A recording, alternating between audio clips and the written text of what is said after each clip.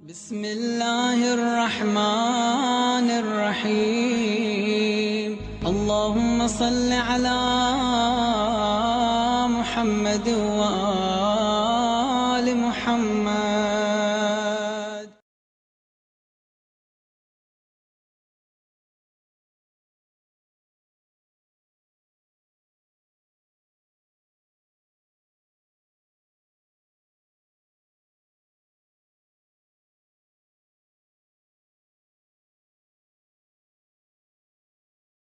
اعوذ باللہ من الشیطان اللعین الرجیم بسم اللہ الرحمن الرحیم الحمد للہ وکفا وسلام علی عبادہ الذین اصطفی۔ درود بھیجیے محمد علیہ۔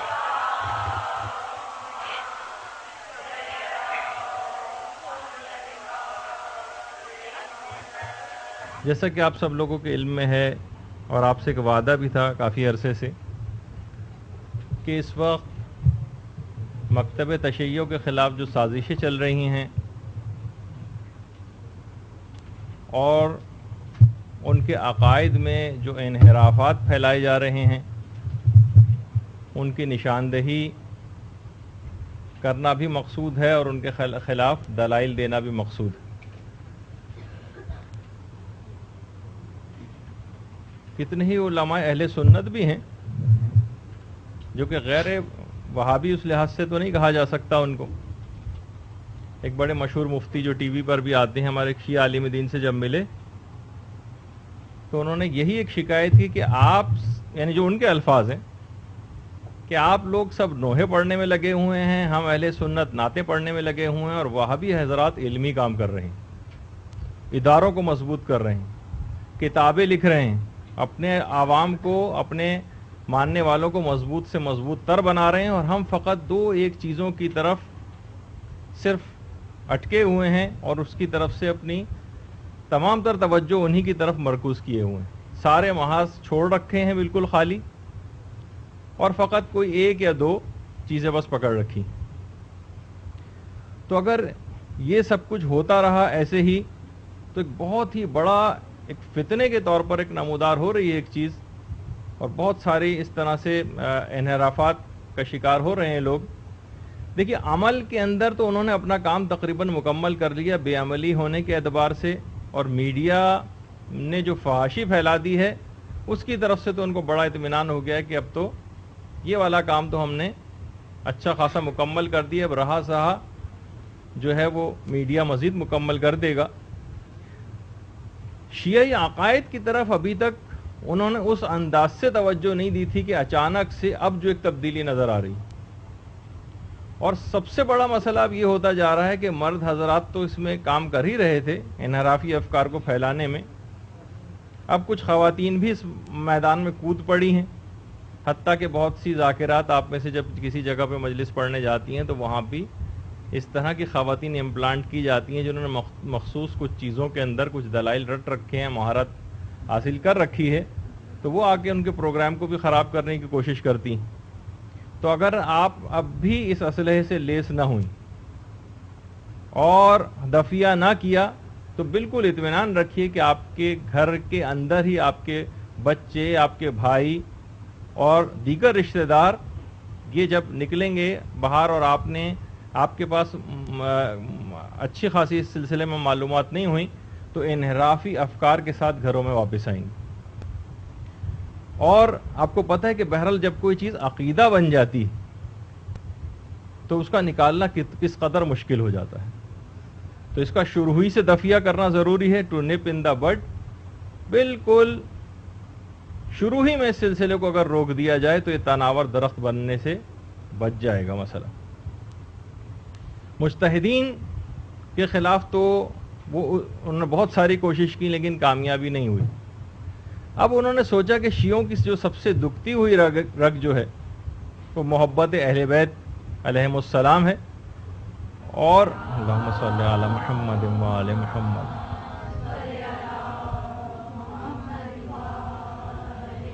اور خاص طور پر ولایت امیر المومنین علیہ السلام سب کا عقیدہ بھی ہے، تو کیوں نہ اس نظریے سے فائدہ اٹھا کر شیعت کے اندر کوئی انتشار پیدا کیا جائے۔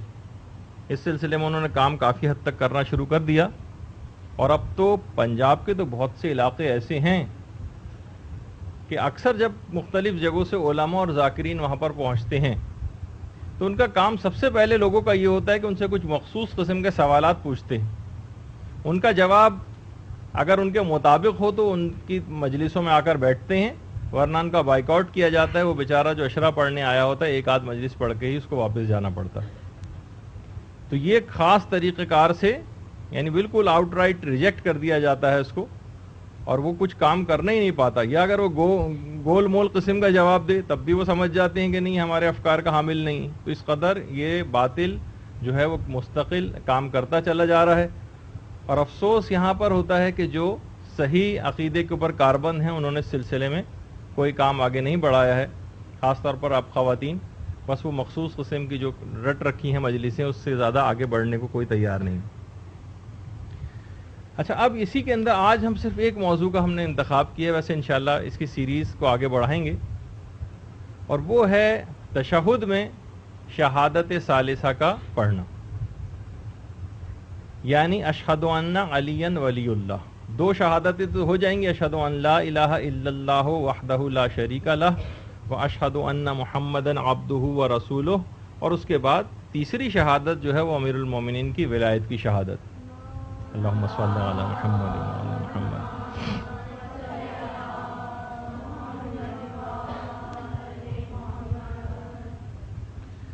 ولا تقفو، سورہ اسراء کی آیت نمبر جو 36 ہے. سورہ اسراء جس کا دوسرا نام سورہ بنی اسرائیل ہے. ولا تقفو ما لیس لک بہ علم، جس کا تمہیں علم نہ ہو اس چیز کے پیچھے نہ پڑو. یہاں ہم دیکھ رہے ہیں کہ ہر قسم کا کس و ناکس اور ہر قسم کا جاہل جو ہے وہ دینی مسائل کے اندر بہت بڑھ کر فتوے صادر کر رہا ہے اور باتیں کر رہا ہے، بہت معمولی سی معلومات حاصل کر کے. ولا تقفو، تے قاف فے اور اس کے اوپر پیش، ما لیس لک بہ علم، جس کا علم نہیں ہے اس کے پیچھے مت پڑو. اچھا، اسی طریقے سے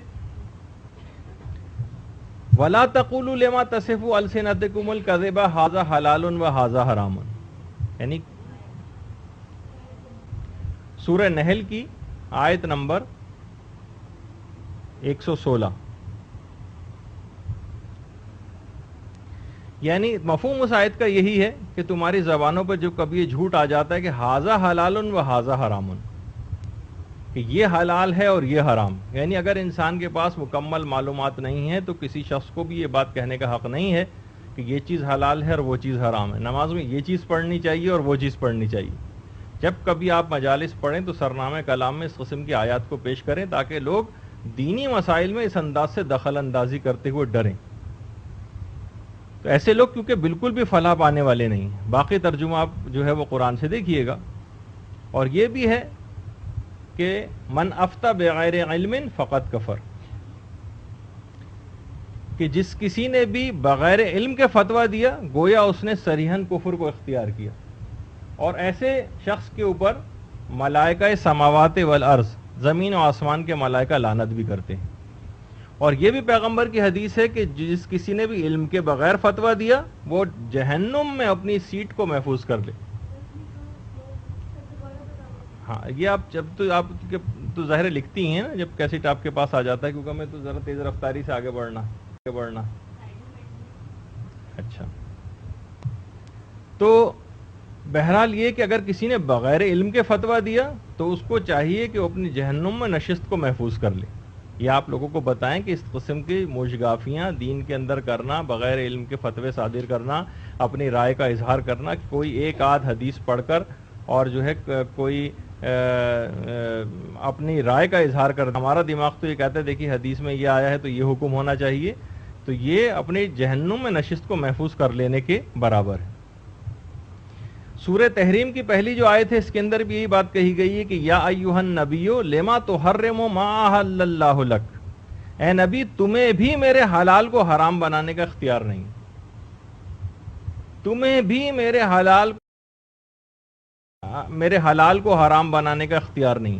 یعنی پیغمبر اسلام تک کے لیے جن کے متعلق تصور بھی نہیں ہو سکتا کہ وہ حلال خدا کو حرام کریں گے، حرام کو حلال کریں گے، تو سوچئے کہ عام شخص کے لیے کس قدر اس آیت کے اندر تنبیہ وارد ہوئی.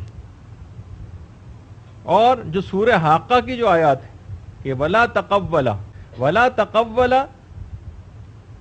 علینا بعض الاقاویل لأخذنا منہ بالیمین ثم لقطعنا منہ الوتین، اور اگر یہ میرا رسول اپنی طرف سے بعض باتیں گڑھ کر میری طرف منسوب کر دیتا تو ہم اس کے دائیں ہاتھ سے پکڑ کر اس کی شہرگ حیات کو قطع کر دیتے.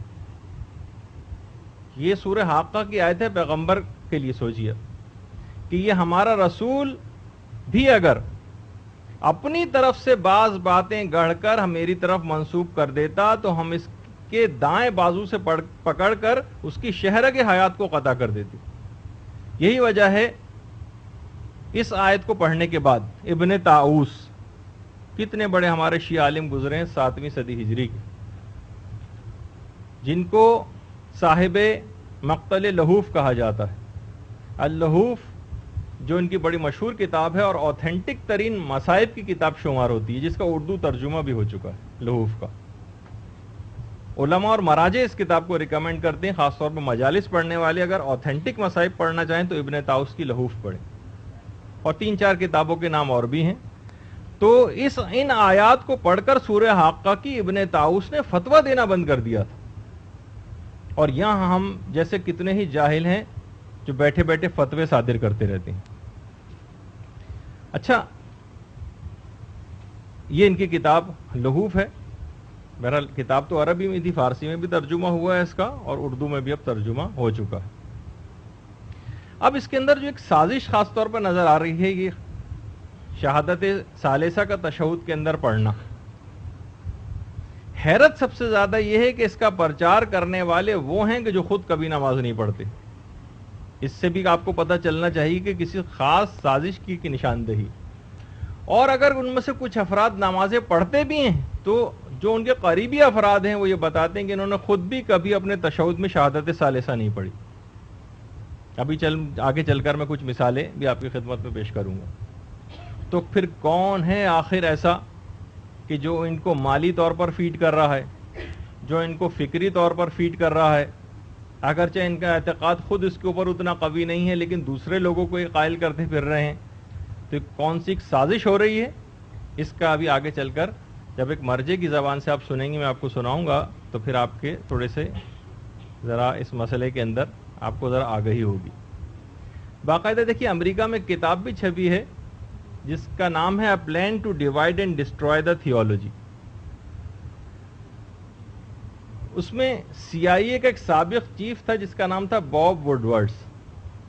اس کا ایک رائٹ ہینڈ تھا، اور CIA کے شیعہ سیکشن کا ایک اہم رکن ڈاکٹر مائیکل برانٹ کا ایک انٹرویو اس کتاب کے اندر شائع ہوا. یہ کتاب میں نے اصلاً خود مطالعہ تو نہیں کی ہے، لیکن علامہ جان علی شاہ کاظمی صاحب نے بھی اس کتاب کا بہت تذکرہ کیا ہے، اور اس کے اندر انکشافات ہوئے ہیں کافی سارے کہ کس طرح سے باقاعدہ ایسے افراد کو یہاں پر بھیجا گیا ہے کہ جو اعداد و شمار جمع کر رہے ہیں، اور بڑے پیمانے پر ان کے کچھ ایسے شارٹ ٹرم ٹارگٹس ہیں، کچھ ایسے لانگ ٹرم ٹارگٹس ہیں کہ جس کے نتیجے میں شیعت کا خاتمہ کیا جا سکے. اور اس مرحلے کے تحت انہوں نے بہت سارے ریسرچ اسکالرز کو بھی پاکستان میں بھیجا ہے.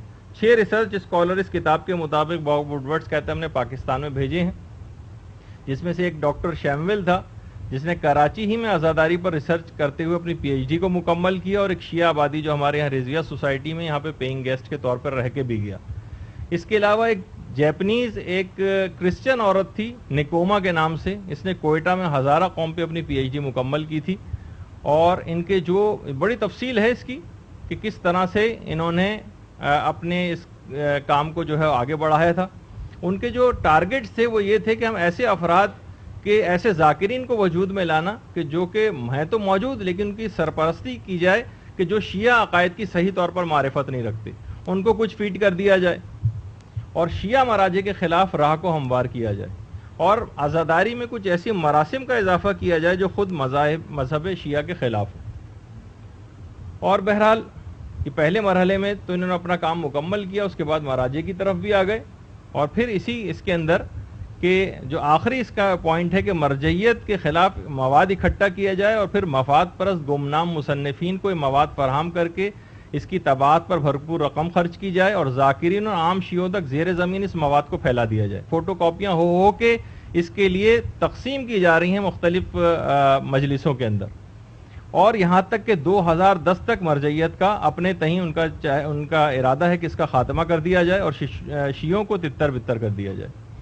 اور اس نے کہا کہ اس پہ بہت سارا کام تو ہو چکا ہے اور کچھ کام ابھی باقی ہے کہ جو کہ مکمل ہونے والا ہے. تو آپ اس لحاظ سے اگر ان تمام چیزوں کو اگر دیکھیں تو اب بھی اگر کوئی شخص آنکھیں بند کر کے بیٹھا رہے اور اب بھی اگر کوئی شخص جو ہے وہ اس کے کان پر جوں نہ رینگے تو وہ بہت بڑی ایک غلطی کے اندر جو ہے وہ گرفتار ہو جائے گا، اور ہماری آئندہ آنے والی جو نسلیں ہیں وہ آپ خود سوچ لیجئے کہ وہ کس طور پر ان عقائد کا اگر وہ حامل ہو جائیں گی تو بات کہاں تک آگے پہنچے گی، کس طرح سے غالیانہ نظریات ہیں جو کہ شیعت کے اندر داخل کیے جا رہے ہیں. اچھا، اب ایک بات، اب ہم اپنی بات شروع کر رہے ہیں سلسلے میں. دیکھیے، سب سے پہلی بات تو یہ اس میں یاد رکھ لیجئے کہ عبادات کی 2 اقسام ہیں. ایک کو ہم کہتے ہیں توقیفی عبادات. توقیفی عبادت وہ ہوتی ہے کہ جس کی شکل و صورت اور حدود و شرائط مقرر ہوتی ہیں. مثلا نماز ہے، نماز کی خاص شکل ہے، کچھ حدود و قیود ہیں، کچھ شرائط ہیں. دوسری چیز مثلا روزہ ہے، یہ بھی توقیفی عبادت ہے، کب رکھنا ہے کب نہیں رکھنا، کیا حدود ہیں کیا شرائط ہیں. حج ہے، کون سے مہینے میں انجام دینا ہے، کون سے اس کے ارکان ہیں، کیا اس کی ترتیب ہے، یہ توقیفی عبادت ہے. اپنی طرف سے کوئی ایڈیشن اور سبسٹریکشن جو ہے وہ نہیں ہو سکتی اس میں. اسی طریقے سے وضو ہے، ایک خاص طریقہ کار ہے، اپنی طرف سے اس میں اضافے اور کمی نہیں ہو سکتی. اس کو کہتے ہیں توقیفی عبادات. دوسری عبادت وہ ہوتی ہیں، دوسری اقسام جو کہ غیر توقیفی کہلاتی ہیں. غیر توقیفی کے معنی ہے کہ مثلا جیسے تبلیغ کرنا، مجلس کے ذریعے بھی آپ تبلیغ کر سکتے ہیں، جس کی حدود و قیود اور ویسی شرائط شریعت میں مقرر نہیں کی. حرام پہلو بتائیں کہ کہاں کہاں حرام پہلو جس میں جا سکتے ہیں، لیکن اس کے علاوہ طریقہ کار کا آپ خود انتخاب کر سکتی ہیں. کون سی کتاب چھپوانی ہے، کس جگہ تقریر کرنی ہے، یہ غیر توقیفی عبادت. امر بالمعروف اور نہی عن المنکر غیر توقیفی عبادت. آپ جس طرح سے بھی چاہیں کریں، بس کوئی حرام پہلو اس کے اندر نہ آئے، شریعت کے خلاف ورزی، لیکن کوئی خاص طریقہ کار اور حدود و قیود و ویسی شرائط مقرر شریعت نے نہیں کی. جہاد کرنا، کس طرح سے دشمن کو جو ہے وہ شکست دینی ہے، کیا حکمت عملی اختیار کرنی ہے، احکام اس کے موجود ہیں، لیکن اس طرح کی حدود و قیود نہیں ہے کہ کوئی خاص ایک طریقہ کاری شریعت نے وضع کیا ہو. خیرات کرنا، چیریٹی، یہ غیر توقیفی عبادت ہے. پیسے کے ذریعے بھی کر سکتے ہیں، کسی کو مثلا فریج خرید کے بھی دے سکتے ہیں، کسی کو مثلا روٹی بھی دے سکتے ہیں، کھانا بھی کھلا سکتے ہیں، غیر توقیفی عبادت ہے. اب مسئلہ یہاں پر یہ ہے کہ اگر کوئی شخص اذان میں مثلا 4 کے بجائے 5 دفعہ اللہ اکبر پڑھنے لگے اور کہے کہ بھائی کیا فرق پڑتا ہے ایک اللہ اکبر کہنے سے، کون سا ایسی قیامت آ رہی ہے، تو اس کو ہم روک دیں گے، کیونکہ اذان توقیفی عبادت ہے. اسی طریقے سے کوئی 4 رکعت کی نماز کو اگر 5 رکعت پڑھنا شروع کر دے، ہم اس کو روک دیں گے. اور وہ اگر کہنے لگے بھائی میں نے کون سا خلاف اسلام ایسا کام کر دیا، ایک اللہ اکبر کہنے سے کیوں اذان غلط ہوئی جا رہی ہے، بتائیے کہ اللہ کی عظمت کی گواہی میں اذان میں دے رہا ہوں اور یہ کہہ رہے ہیں کہ اذان باطل ہو رہی. ایک رکعت کا اضافہ کرنے سے میں اللہ ہی کی تو عبادت کی، ایک رکعت کا اضافہ کرنے سے کیوں نماز غلط ہو رہی؟ یہ کون سی نماز ہے جو 3 سجدہ کرنے سے باطل ہوئی جا رہی ہے اگر جان بوجھ کر کیا ہو؟ بھائی یہ تیسرا سجدہ بھی اگر دیکھا جائے تو اس نے تیسرا سجدہ یہ بھی اللہ ہی کے لیے تو کیا ہے، اور اگر اللہ کے لیے اگر اس نے سجدہ کیا ہے تو کیا فرق پڑتا ہے اس سے، کرنے دیجئے اس کو. لیکن نہیں، ہم کہیں گے کہ نہیں، تمہاری نماز باطل ہو جائے گی کہ تم نے جان بوجھ کر تیسرا سجدہ کیا. اب وہ کہنے لگے بھائی اگر ہر رکعت میں تشہد پڑھ دوں تو اے دشمن خدا، میں نے کون سا ایسا اسلام کے خلاف کام کر دیا؟ کیا خدا کی وحدانیت کی گواہی دینا، کیا رسول کی رسالت کی گواہی دینا سے کیا نماز باطل ہو سکتی ہے اگر میں ہر رکعت میں تشہد پڑھنا شروع کر دوں؟ عید کے دن کا روزہ اگر کوئی رکھنے لگے اور کہنے لگے کہ کون سا دن ہے جس میں روزہ رکھنا حرام ہوا جا رہا ہے، تو دیکھیے جو اس کا جواب ہوگا وہی ہمارا اس سلسلے میں بھی جواب ہے. بس یہی مسئلہ تشہد میں شہادت ثالثہ پڑھنے کا بھی ہے. ولایت علی علیہ السلام ایمان کا تو جز ہے لیکن تشہد کا جز نہیں. اچھا اب اس سلسلے میں جو دلائل وہ لوگ دیتے ہیں شہادت ثالثہ پڑھنے کے، علمی طور پر کام ہو رہا ہے، حدیثیں ڈھونڈ ڈھونڈ کر لائی جا رہی ہیں. ابھی آپ کے سامنے جب ان کے میں دلائل پیش کروں گا تو آپ کو اندازہ ہوگا کہ اس میں تو اہل علم افراد کو گویا خریدا گیا ہے. کتابیں لکھوائی جا رہی ہیں اور دقیق قسم کے نقطے اس کے اندر ایسے پیش کیے جا رہے ہیں اور کہ ابھی آپ دیکھیے گا کہ ان کے دلائل کا رد کیسے ہوتا ہے. پہلی دلیل جو سورہ معارج کی آیت ہے، والذین ہم بشہاداتہم قائمون، اور وہ اپنی گواہیوں یعنی شہادات پر قائم ہیں. وہ افراد یہ کہتے ہیں، دلیل کے طور پر اس آیت کو پیش کرتے ہیں کہ عربی میں شہادات کا جو لفظ ہے وہ 3 گواہیوں کے لیے آتا ہے، 3 کے لیے. تو اس کے معنی یہ ہوئے کہ تشہد میں 3 گواہیاں دینا لازمی.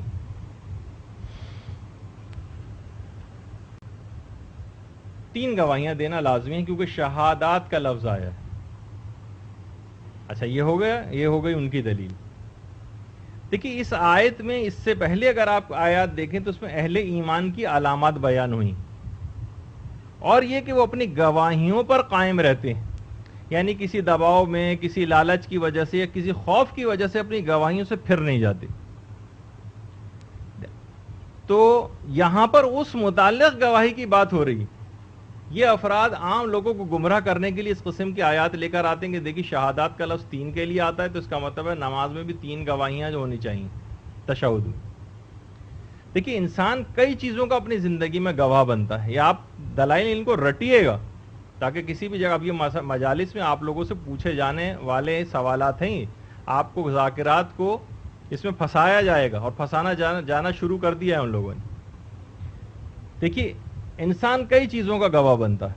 لڑائی جھگڑے کا گواہ بنتا ہے، کبھی مثلا نکاح کا گواہ بنتا ہے کسی تقریب میں، کبھی وہ طلاق کا گواہ بنتا ہے، کبھی کسی کو قرض دیا ہے اس کا گواہ بنتا ہے، کبھی کسی لین دین کی بات کا گواہ بنتا ہے. اگر گواہی پر قائم رہنے کا مطلب یہ ہے کہ تمام گواہیوں کو تشہد میں کہنا واجب ہے تو پھر ہر پیش امام کو اور مقتدی کو یا فرادہ پڑھنے والے شخص کو اس کے اوپر یہ واجب ہو جائے گا کہ اس کا اظہار تشہد میں کرے، اگر ہم ان کی اس دلیل کو مان لیں. لہذا مثلا وہ کیا کہے گا کہ میں ہر دفعہ تشہد میں کہے گا میں گواہی دیتا ہوں کہ فلاں نے فلاں کے ساتھ نکاح کیا، میں گواہی دیتا ہوں کہ فلاں نے فلاں کو طلاق دی، میں گواہی دیتا ہوں کہ فلاں نے فلاں سے قرض لیا، میں گواہی دیتا ہوں کہ فلاں نے فلاں کو قتل کیا. اگر ہر گواہی کا، کیونکہ قرآن کی آیت میں کسی گواہی کا کوئی تذکرہ نہیں آئے گا، کون سی والی گواہی، اس کا مطلب جتنی چیزوں کے آپ گواہ بنے ہیں اس دنیا میں ان سب کا جو ذکر کیجئے. پھر آپ ان کے جواب میں یہ چیز جو ہے دلیل کے طور پر پیش کریں گے. لہٰذا کیونکہ یہ تمام چیزیں عقلاً باطل ہیں کہ ان گواہیوں کو ہم جو ہے تشہد میں ذکر کریں، لہٰذا ثابت ہوا کہ اس آیت میں گواہیوں پر قائم رہنے سے مراد شہادت ثالثہ کا پڑھنا نہیں، یہ مراد ہی نہیں ہے اس میں. اچھا اس میں ایک اہم بات یہ ہے کہ عربی میں جو انہوں نے کہا نا کہ جمع کا صیغہ اس کے اندر استعمال ہوا ہے، تو دیکھیے جمع قلت ہوتا ہے اور ایک جمع کثرت ہوتا ہے عربی میں. دیکھیے کیونکہ حملہ آپ پر علمی ہو رہا ہے تو آپ کو علمی جواب اس کے دینے پڑیں گے. ایک ہوتی ہے جمع قلت اور ایک ہوتی ہے جمع کثرت. جمع قلت کیا ہے؟ یعنی جمع قلت جس کی تعداد کم سے کم 10 ہو اس کو جمع قلت کہتے ہیں. 2 سے تعداد شروع ہوگی اور لیکن تعداد 10 سے کم رہے گی، یہ ہوتی ہے جمع قلت. اور جمع کثرت یہ جس میں کم سے کم تعداد 11 ہوتی ہے اور زیادہ سے زیادہ کی کوئی حد نہیں ہوتی. اس کی ایک مثال دی جاتی ہے، جیسے عربی میں عین چشمے کو کہتے ہیں. عین کی جمع ہے آیون اور عین کی جمع عیون بھی ہے، لیکن آیون اس وقت کہتے ہیں جب تعداد 10 سے کم ہو، اور اگر تعداد کم سے کم 11 ہو اور زیادہ سے زیادہ کی کوئی حد نہ ہو تو عربی میں اس کو عیون کہتے ہیں. بات سمجھ آ رہی ہے؟ اچھا شہادات میں جمع کثرت استعمال ہوئی، یعنی بنیادی طور پر اس کا مطلب یہ کہ 10 سے زیادہ کی تعداد ہے، لہٰذا قائلین شہادت ثالثہ کو کم سے کم 11 شہادتیں تو تشہد کے اندر دینی چاہیے. دیکھیے بڑا اہم نقطہ ہے. جبکہ اگلی آیات میں ایمان والوں کی ایک صفت اور بیان کی گئی ہے کہ والذین هم علی صلاتہم یحافظون، یعنی یہی جو آیت ہے شہاداتہم قائمون کے بعد ہے والذین هم علی صلاتہم یحافظون، وہ جو کہ اپنی نمازوں کی حفاظت کرتے ہیں. یہاں پر بھی ایک اشارہ یہ ہو سکتا ہے کہ حفاظت یہ بھی ہے کہ انسان اپنی نمازوں کو بدعتوں سے بچائے. جس طرح سے خدا اور رسول ائمہ نے نماز کو تعلیم کیا ہے، بس اسی طریقے سے اس کو چاہیے کہ وہ نماز پڑھے. اس سے ہٹ کر یہ ان افراد ایمان والوں کی خصوصیت یہ ہونی چاہیے کہ وہ خود سے نمازوں میں کوئی اضافے نہ کریں اور اپنی نماز کی حفاظت کریں. تو یہ ایک دلیل کے طور پر پیش کی جاتی ہے کہ دیکھیے شہادات میں تین کا کم سے کم تذکرہ ہے، لیکن اس کے اندر جمع کثرت ہے جو کہ کم سے کم، ورنہ 11 کی تو شہادتیں ان کو دینی چاہیے منیمم، جو کہ یہ بھی اپنی تشہد کے اندر ذکر نہیں کرتے. لہٰذا یہ دلیل کا ابطال ہو گیا کہ یہاں پر شہادات سے ایک تو کسی جگہ نہ آیت میں کوئی تذکرہ آیا ہے نہ کسی روایت میں کوئی تذکرہ ہے کہ شہاداتہم سے مراد یہ تو عام مومنین کی صفات کا تذکرہ ہو رہا ہے کہ کسی دباؤ لالچ یا ڈر اور خوف کی وجہ سے وہ اپنی گواہیوں سے پھر نہیں جاتے. اس کو زبردستی کھینچ کر یہاں پر لایا گیا اور 3 شہادتوں کے طور پر تیسری شہادت کی دلیل کے طور پر اس کو پیش کیا گیا. دوسری دلیل یہ لوگ یہ دیتے ہیں وَلَا تَكْتُمُ الشَّهَادَةَ وَمَنْ يَكْتُمْهَا فَإِنَّهَا إِثْمٌ قَلْبُهُ، گواہی کو مت چھپاؤ، جو اسے چھپائے گا یقیناً اس کا دل گناہگار ہے.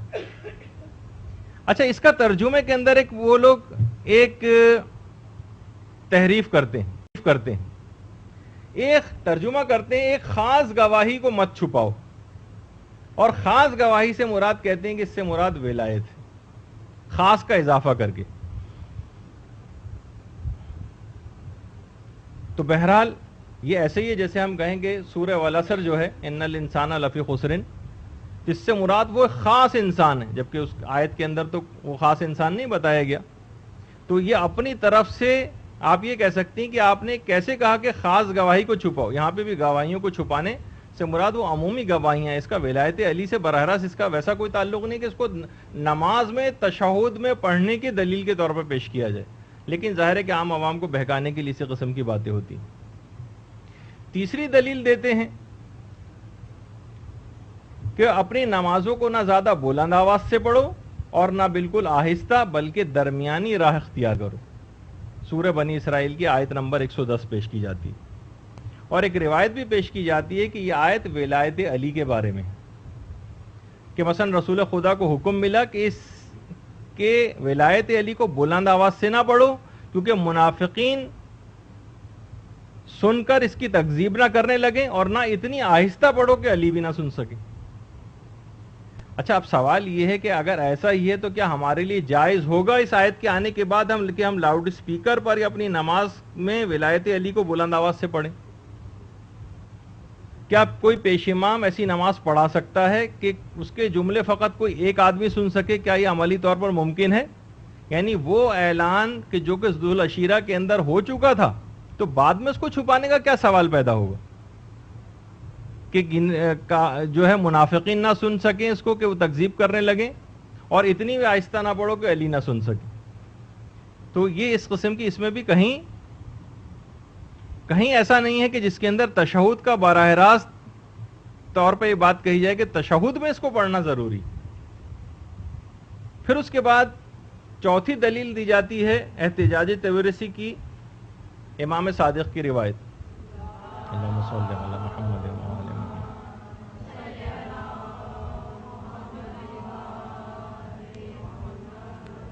کہ جو کوئی بھی لا الہ الا اللہ محمد الرسول اللہ کہے، اسے چاہیے کہ وہ علی امیر المومنین بھی کہے. یہ دلیل دی جاتی اس میں، کیونکہ حدیث کے اندر لفظ قل استعمال ہوا ہے. تو دیکھیے قل جو آیا ہے نا، قل کے معنی عربی میں کہنے کو بھی کہتے ہیں اور اعتقاد کو بھی قل کہتے ہیں. مثلا اردو میں بھی آپ نہیں کہتی کہ میں اس بات کی قائل ہوں، اس کے معنی بھی ہوتے ہیں یعنی میں اس بات کا عقیدہ رکھتی ہوں. مثلا یہ بہت سے علماء کہتے ہیں جیسے قل هو اللہ احد کے اندر جو قل آیا ہے نا، اس کے معنی یہ نہیں کہ کہہ دو، بلکہ اس کے معنی یہ ہیں کہ اس بات کا بھی یقین رکھو کہ اللہ ایک ہے. اچھا، یعنی اس حدیث کا مفہوم یہ ہے جو بھی حدیث آپ کے سامنے آئی کہ جو شخص بھی لا الہ الا اللہ محمد رسول اللہ کہے، یعنی جو اس کا اعتقاد رکھے، اس کو اس بات کا بھی اعتقاد رکھنا چاہیے کہ علی امیر المومنین. اگر آپ کہیں کہ نہیں، جب بھی ہم لا الہ الا اللہ محمد رسول اللہ کہیں، ہم پر واجب ہے کہ امیر المومنین کی گواہی بھی دیں اس میں کہ علی اللہ کے ولی ہیں یا علی امیر المومنین ہیں، تو پھر کیا وجہ ہے کہ بحار الانوار کی جلد نمبر 43 میں حضرت فاطمہ الزہرا سلام اللہ علیہا کا جو وصیت نامہ ہے،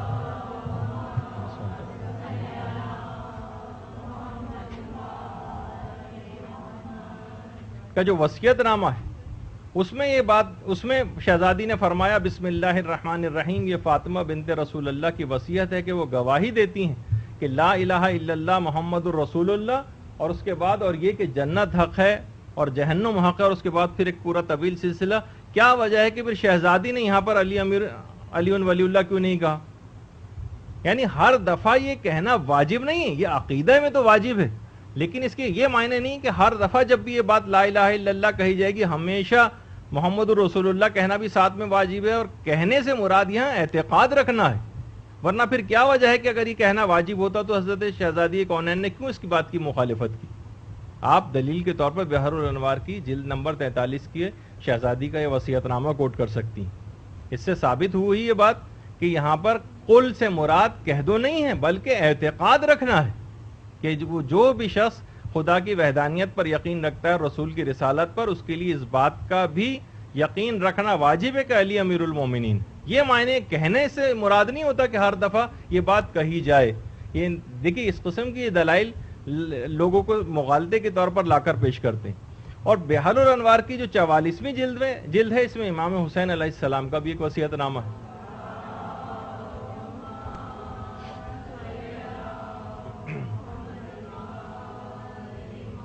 اس میں بھی امام حسین نے فرمایا کہ یہ حسین ابن علی کا وصیت نام ہے اپنے بھائی محمد حنفیہ کے نام، اور حسین گواہی دیتے ہیں کہ لا الہ الا اللہ محمد رسول اللہ. اس کے بعد بہت سارے عقائد کا اظہار کیا، لیکن فوراً بعد علی امیر المومنین نہیں کہا.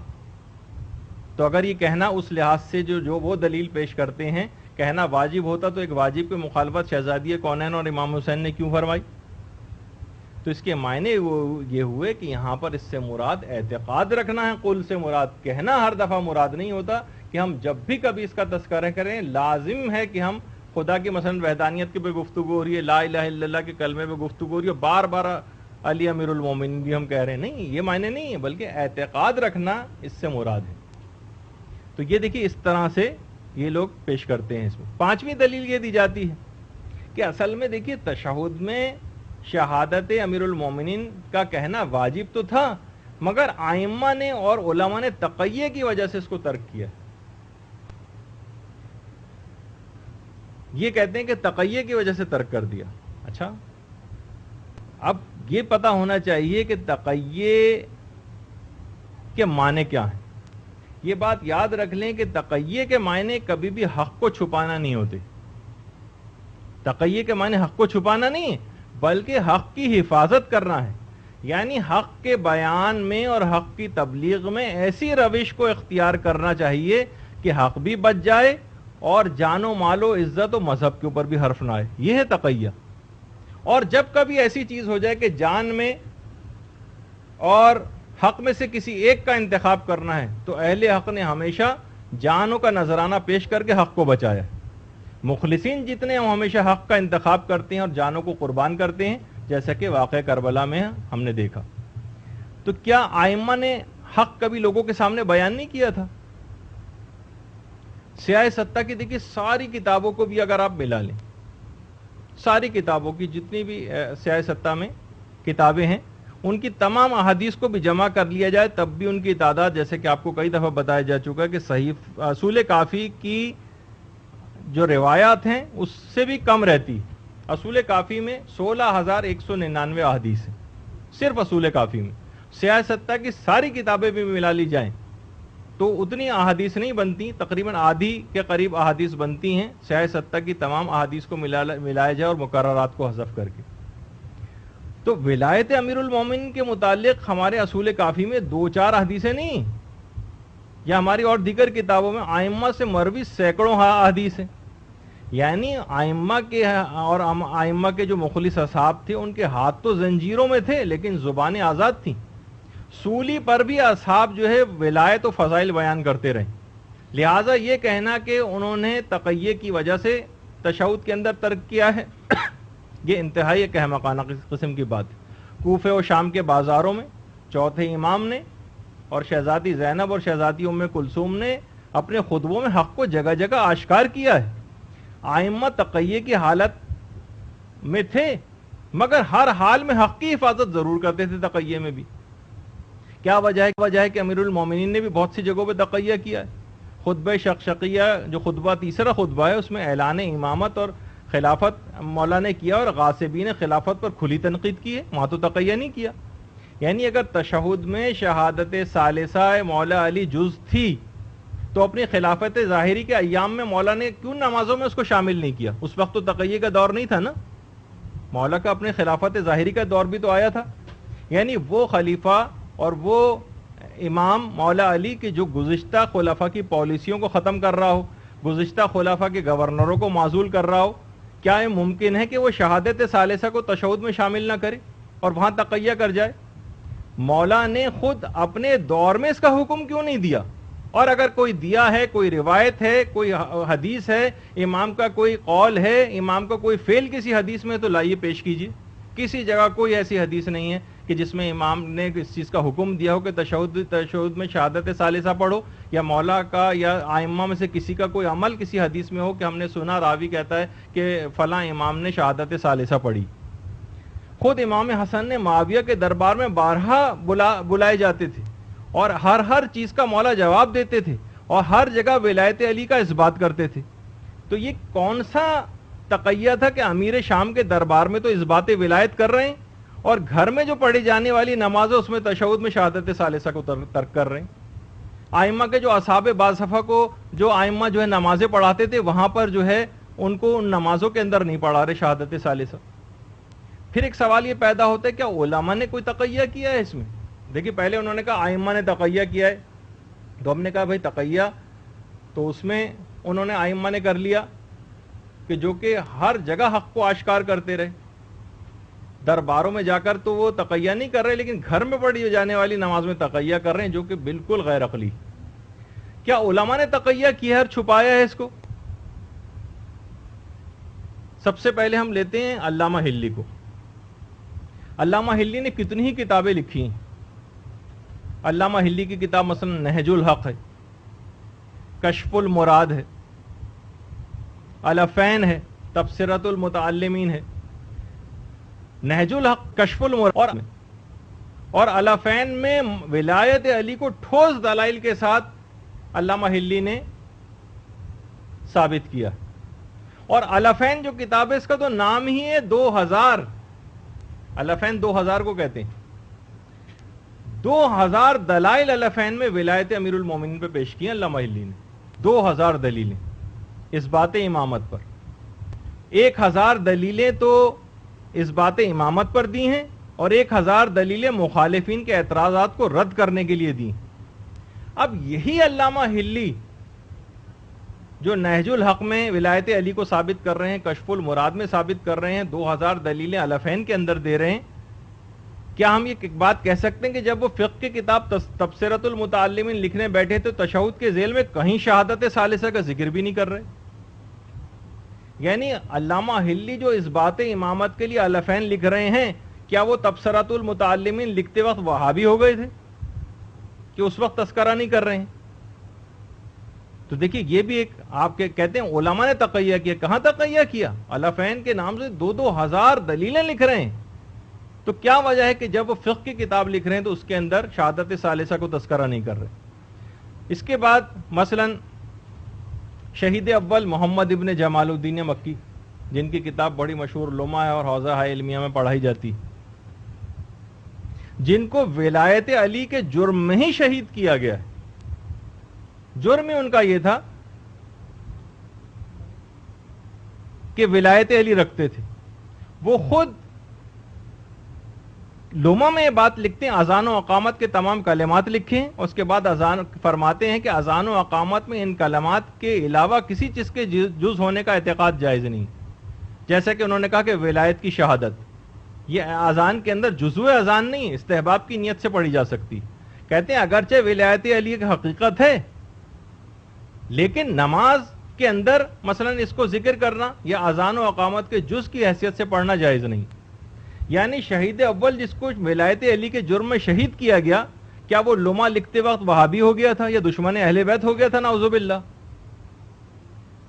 اسی لحاظ سے اگر ہم دیکھیں تو محمد ابن یعقوب کلینی، جن کا بھی میں نے کہا کہ 16,199 روایات تو فقط اصول کافی کے اندر ہے، وہ 16,199 روایات بھی نقل کر رہے ہیں، 129 چیپٹرز قائم کر رہے ہیں اصول کافی میں، لیکن شہادت ثالثہ تشہد میں ذکر کرتے ہوئے تقیہ کر رہے ہیں.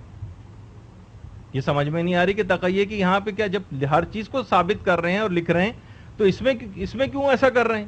شیخ صدوق کو اگر آپ دیکھ لیں، جو مشہور کتابیں عیون اخبار الرضا اور معانی الاخبار، اس میں ولایت کی احادیث سب درج کی ہیں مگر کہیں بھی تشہد میں شہادت ثالثہ کا ذکر تک نہیں کر رہے. عیون اخبار الرضا جو ہے ہی 8ویں امام سے متعلق، ابھی میں آگے چل کر اس کی مثال دیتا ہوں. تو اس کے اندر اصل میں دیکھیے 3 نقطے ہیں اس بات کے اندر کہ اگر شہادت ثالثہ تقیہ کی وجہ سے ترک کی گئی ہوتی تو اسے اذان میں بھی ترک ہونا چاہیے تھا، نہ کہ تشہد میں. یعنی پہلا نقطہ تو یہ ہے کہ اسے اذان میں ترک ہونا چاہیے تھا، تشہد میں نہیں. یعنی دیکھیے تقیہ جو ہے ان اعمال میں کیا جاتا ہے جو اعلانیہ کیے جائیں لوگوں کے سامنے، اذان اعلانیہ دی جاتی جبکہ تشہد اعلانیہ نہیں ہوتا. یعنی یہ عجیب الٹا تقیہ ہے کہ اعلانیہ جو عمل کیا جاتا ہے اس میں تو تقیہ نہیں ہو رہا، اور لاؤڈ اسپیکروں سے علی ولی اللہ کی اذانیں بلند ہو رہی ہیں صدیوں سے مساجد کے میناروں سے، اور شہادت ولایت کا جو ہے اعلان کیا جا رہا ہے، اور تشہد میں اس کو ترک کیا جا رہا ہے جو کہ غیر اعلانیہ عمل ہے. یہ عجیب و غریب سی بات ہے. دوسرا اس کے اندر نقطہ یہ ہے کہ اگر کبھی دیکھیے تقیہ کی وجہ سے عمل کو ترک کرنا ضروری ہو جائے، تقیہ کی وجہ سے اگر کبھی عمل کا ترک کرنا ضروری ہو جائے تو فقط اس عمل کو ترک کرنے پر اکتفا کیا جاتا ہے، اس کے خلاف فتوے نہیں دیے جاتے. دیکھیے بڑا اہم نقطہ پیش کر رہا ہوں. جبکہ تمام مجتہدین، شیخ صدوق نے، شہید اول نے، شہید ثانی نے نہ صرف یہ کہ اس کو ناجائز کہا ہے بلکہ ان چند روایات کو من گھڑت بھی قرار دیا ہے. فتاوی ابھی میں آگے چل کر ذکر کروں گا. اور آیت اللہ حافظ بشیر نجفی سے بھی جو سوال کیا گیا وہ سوال بھی آپ کو دکھاؤں گا. تو دیکھیے جو شیخ صدوق تھے انہوں نے 19 سال غیبت صغرا میں کے دور میں گزارے. شیخ صدوق نے 19 سال غیبت صغرا کا دور شیخ صدوق نے دیکھا ہے. اس میں من لا یحذر الفقی بھی لکھی، اس میں واجب تشہد لکھا ہے اور تشہد کے سارے مستحبات بھی ذکر کیے ہیں، لیکن کہیں شہادت ثالثہ کا تذکرہ نہیں کیا شیخ صدوق نے. اسی طریقے سے شیخ مفید کے متعلق، یہ تو خیر خیالی تصویر ہے شیخ مفید کی، یعنی صرف آپ کے تذکر کے لیے، شیخ مفید جیسا عالم، یعنی شیخ مفید کون تھے؟ جی شیخ مفید، ان کو امام زمانہ نے جو خط لکھا تھا اس سے اللہم صلی علی محمد وعلی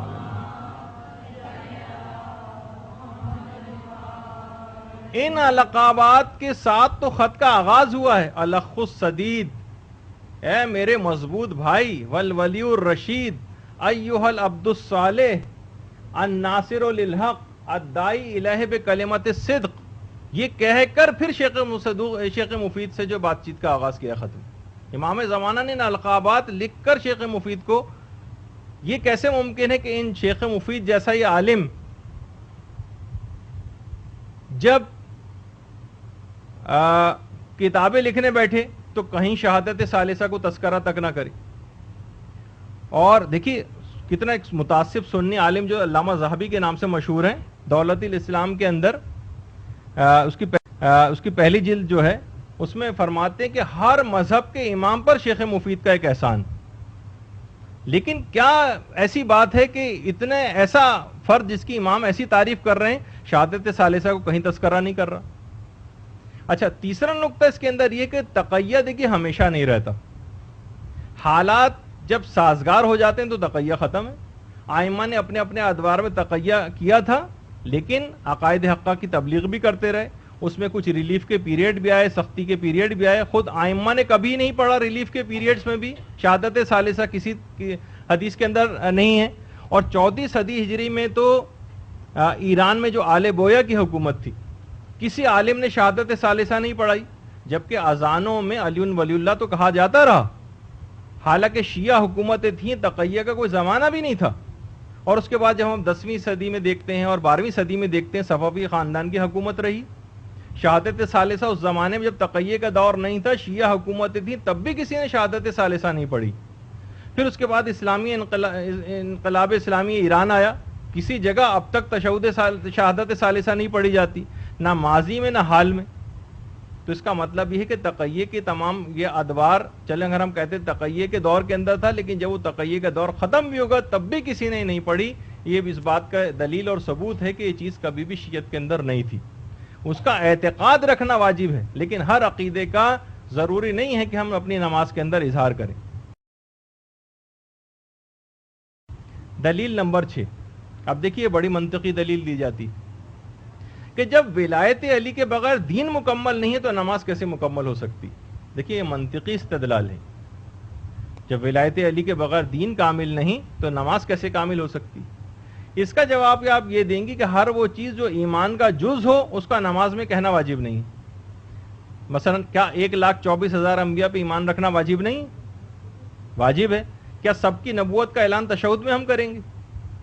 فرشتوں کا عقیدہ رکھنا کیا ہم پر واجب نہیں ہے؟ اور آخرت کا کب ہم تشہد کی گواہی میں فرشتوں کے متعلق گواہی دیتے ہیں؟ ان پر ایمان رکھتا ہے کہ تشہد میں آپ اس کی گواہی نہیں دیتی. اچھا، اس میں ایک نقطہ اور بھی ہے کہ اگر آپ کوئی یہ کہے کہ بھئی ولایت علی کے بغیر جب دین مکمل نہیں ہے تو نماز کیسے مکمل ہو سکتی، تو پھر آپ یہ کہیے کہ پھر اگر صرف آپ ولایت علی کے سلسلے میں یہ بات کر رہے ہیں تو پھر زیدیہ، اسماعیلیہ، بوہری اور آغا خانیوں کا ایمان بھی مکمل ہے، کیونکہ یہ بھی ولایت علی کے تو سب قائل ہیں. دیکھیے زیدیہ 4 اماموں کے بعد حضرت زید شہید کو جو ہے وہ کہتے ہیں کہ یہ امام تھے.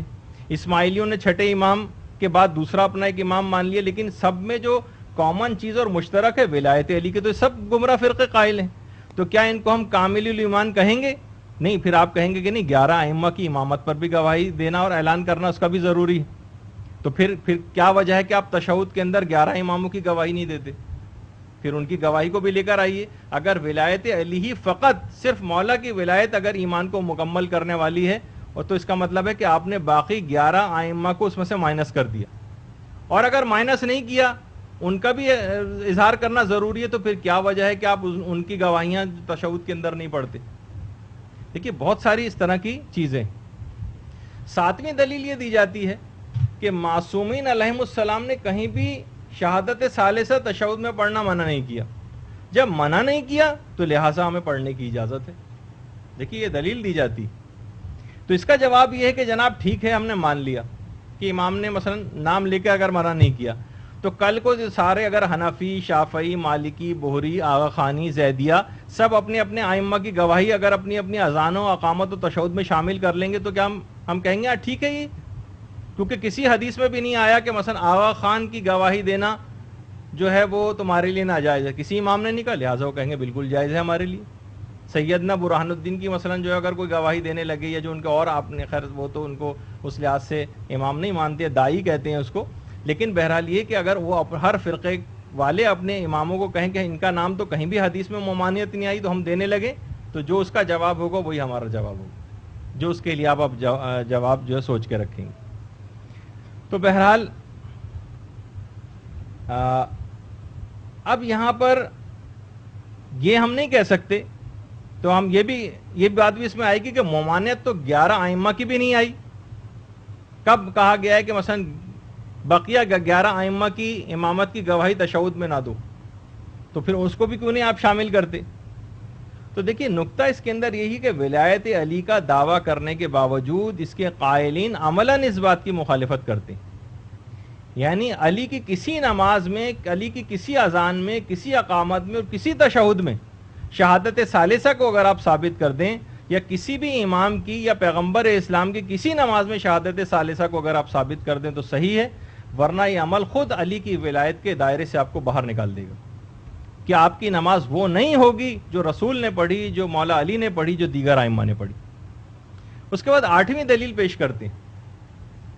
8ویں دلیل کہتے ہیں کہ جناب آیت اللہ جواد ملکی تبریزی، جو امام خمینی کے عرفانیت کے استاد تھے، اس میں انہوں نے اپنی کتاب اسرار الصلاۃ میں صفحہ 277 پہ یہ بات فرمائی ہے کہ عام طور پر رائج اور متعارف تشہد پڑھنے پر اکتفا نہ کریں، بلکہ تشہد کبیر کے کچھ جملے بھی کہیں۔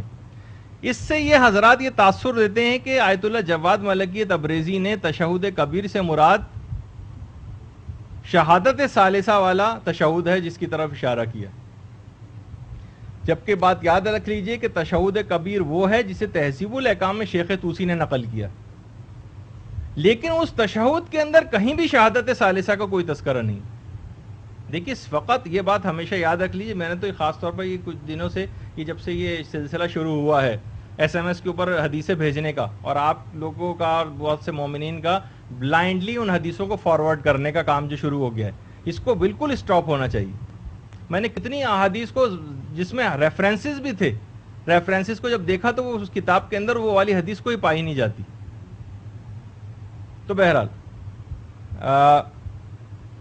اس میں جو تہذیب الاحکام، جو تشہد کبیر ہے، وہ تہذیب الاحکام شیخ طوسی کی جو کتاب ہے اس سے نقل کیا گیا، اور اس تشہد کبیر کے اندر کہیں پر بھی شہادت ثالثہ کا تذکرہ نہیں، بلکہ جو ان کی کتاب ہے آیت اللہ جواد ملکی تبریزی کی اسرار الصلاۃ، اس میں صفحہ 181 پر انہوں نے اذان میں شہادت ثالثہ کی روایت کو ضعیف قرار دیا۔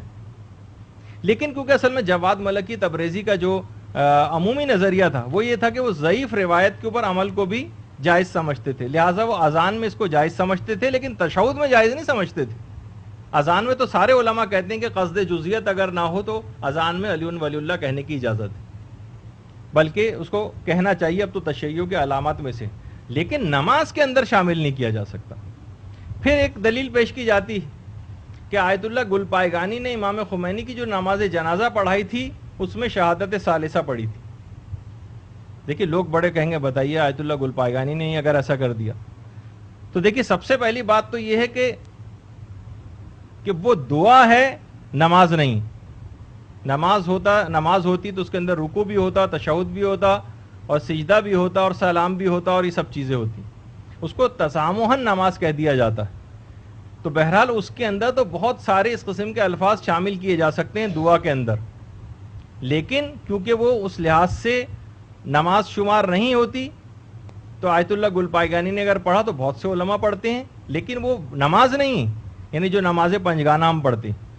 یہی وجہ ہے کہ یہی آیت اللہ گل پائگانی جنہوں نے امام خمینی کی نماز جنازہ پڑھائی تھی اور اس کے اندر مولا امیر المومنین کی ولایت کی گواہی دی تھی نماز جنازہ میں، لیکن خود جو پنجگانہ نمازیں، پنجگانہ، اس کے لیے مجمع المسائل جو ان کے فتووں کی کتاب ہے اس کی جلد نمبر 1 میں انہوں نے لکھا ہے کہ تشہد اسی طرح سے پڑھنا چاہیے جس طرح سے ہم نے توضیح المسائل میں لکھا ہے، اور توضیح میں وہی ہے جو آج کل رائج ہے۔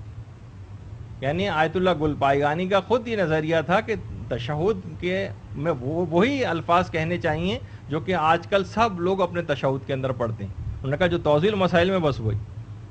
پھر اس کے بعد بہرحال آیت اللہ گل پائگانی کا تو یہ نظریہ تھا، تو یہ آپ کو غلط طور پر نماز جنازہ کی مثال لا کر عام نمازوں کے اوپر اس کا اطلاق کرواتے ہیں، کہ جو کہ دلیل ہی بالکل غلط ہے۔ 10ویں دلیل یہ دی جاتی ہے کہ ہم ان فتووں کو مانتے ہی نہیں۔ ابھی جیسے کہ آگے بھی فتوے ہم ذکر کریں گے، ہم تو صرف ائمہ کے ارشادات کو مانتے ہیں۔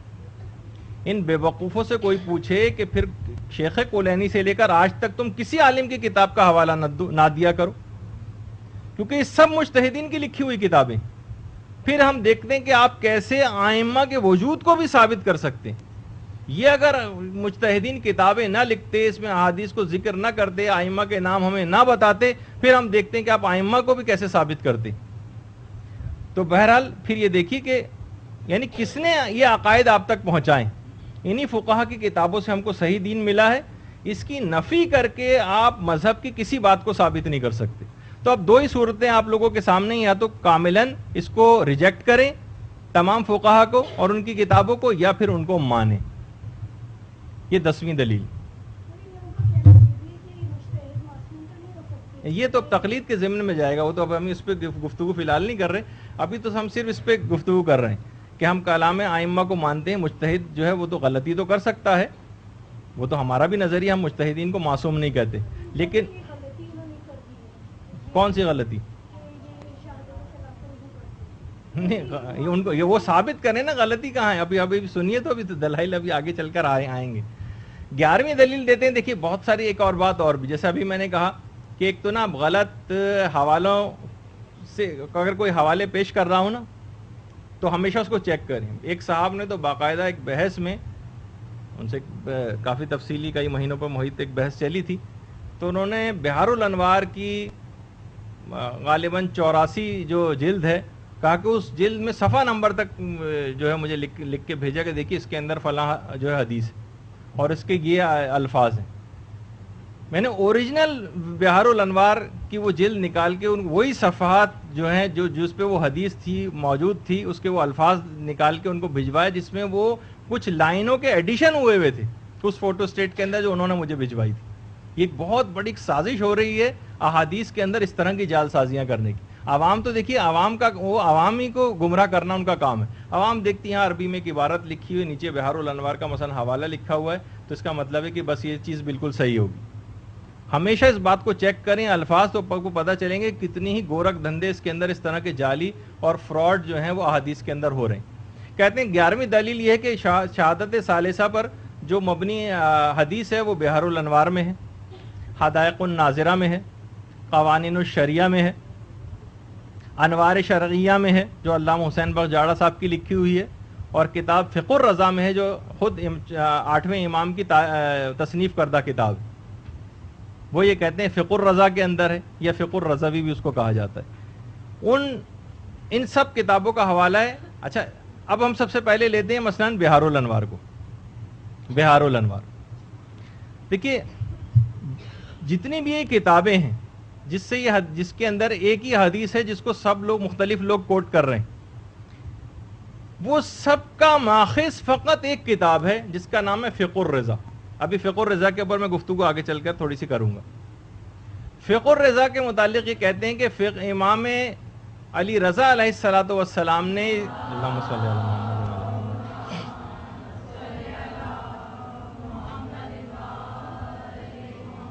نے یہ کتاب اپنے ایک صحابی کو املا کروائی تھی، اور یہ امام کی اپنی کتاب ہے فقہ الرضا. ابھی اس کے اوپر خیر ہماری گفتگو ہوگی، لیکن ہم دیکھتے ہیں بہار الانوار کے اندر بھی اگر علامہ مجلسی کوٹ کر رہے ہیں تو فقہ الرضا کا حوالہ دے رہے ہیں. قوانین الشریعہ کے اندر بھی مثلا جو رسالہ ہے اس کے اندر حدیث کوٹ کی جا رہی ہے، اس میں حوالہ ایک ہی ہے فقہ الرضا کا. حدائق الناظرہ میں شیخ یوسف بحرانی اگر نقل کر رہے ہیں تو حوالہ وہی ہے فقہ الرضا کا. علامہ حسین بخش جاڑہ اگر انوار شریعہ کے اندر کوٹ کر رہے ہیں اس حدیث کو تو حوالہ وہی ہے فقہ الرضا کا. ان سب نے ایک ہی جو ان کا ماخذ ہے وہ ایک ہی کتاب ہے، اور وہ بھی امام رضا کی تصنیف نہیں ہے، بالکل ثابت ہو چکا ہے. ابھی آگے چل کے اس کے دلائل آ رہے ہیں. بہار الانوار میں علامہ مجلسی نے جو باب تشہد قائم کیا ہے اپنی کتاب میں، اس میں تشہد جو ہے فلاح السائل اور دائم الاسلام نامی کتابوں سے اور المعتبر کے حوالے سے لکھا ہے. وہ فقہ الرضا سے زیادہ معتبر اور متفق علیہ تشہد ہے جس پہ سارے شیعہ آج کل عامل ہیں. حدائق الناظرہ میں شیخ یوسف بحرانی نے بھی جو حدیث نقل کی وہ فقہ الرضا سے، اور خود اس کا مطلب ہے کہ یہ علماء اس حدیث کے فقط ناقل ہیں، نظریہ ان کا یہ نہیں. انہوں نے کہا کہ افضل اور معتبر تشہد وہی ہے جو شیخ طوسی نے ابو بصیر سے نقل کیا ہے 6 امام کے حوالے سے، جس میں شہادت ثالثہ کا کوئی تذکرہ ہی نہیں ہے. اچھا قوانین الشریعہ جو کتاب ہے سید محمد علی طباطبائی، اچھا اس قسم کے ناموں سے بھی دھوکہ نہ کھایا کریں. یہ موصوف قوانین الشریعہ جنہوں نے لکھی ہے سید محمد علی طباطبائی، انہوں نے بھی بہرحال فقہ الرضا سے ہی حدیث کو لیا ہے اور اس کو نقل کیا ہے. یہ شام کے باشندے ہیں، یہ اسلام آباد اور سندھ کے دورے پر بھی آئے تھے، اور ان سے ایک دفعہ کسی صاحب نے پوچھا تھا، اور یہ ہر جگہ پہ ہر علاقے میں نماز پڑھتے ہوئے گئے ہیں، مختلف شہروں کے اندر ہر جگہ شہادت ثالثہ پڑھی. لوگ کہتے ہیں کہ شاید یہ غالباً یہ کسی مشن کے اوپر بھیجے گئے تھے یہاں پر, اور کہا کہ جناب عرب دنیا سے ایک مجتہد آیا ہوا, ہر جگہ انہوں نے نماز پڑھی.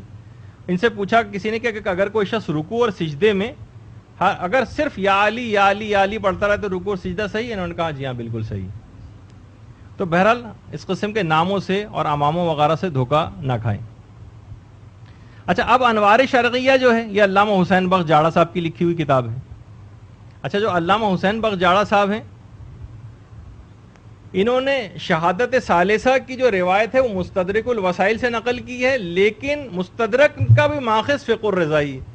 یعنی دیکھیے لوٹ پھیر کر کے پھر وہ یہ کتاب آ رہی. فقہ الرضا اس کی تحقیق اب ہو چکی ہے کہ کتاب ہرگز بھی امام رضا کی تصنیف نہیں. علامہ حسین بخش جاڑا صاحب نے ساری زندگی کبھی تشہد کے اندر شہادت ثالثہ نہیں پڑھی, نہ ہی اپنے مقتدیوں کو حکم دیا ہے, پاکستان کے تھے, اور نہ ان کا یہ نظریہ تھا. اپنا نظریہ انہوں نے اسی کتاب انوار شرعیہ میں صفحہ نمبر 57 کے اوپر لکھا ہے کہ تشہد میں مولا علی کی ولایت کی شہادت پر اصرار کرنا خواہ خواہ کی موشگافی, کیونکہ درود میں تمام آل محمد شامل ہے. یہ کہا انہوں نے, درود میں تو سارے ویسے ہی شامل ہیں, الگ سے گواہی دینے کی کوئی ضرورت ہی نہیں. اچھا, اب شیخ صدوق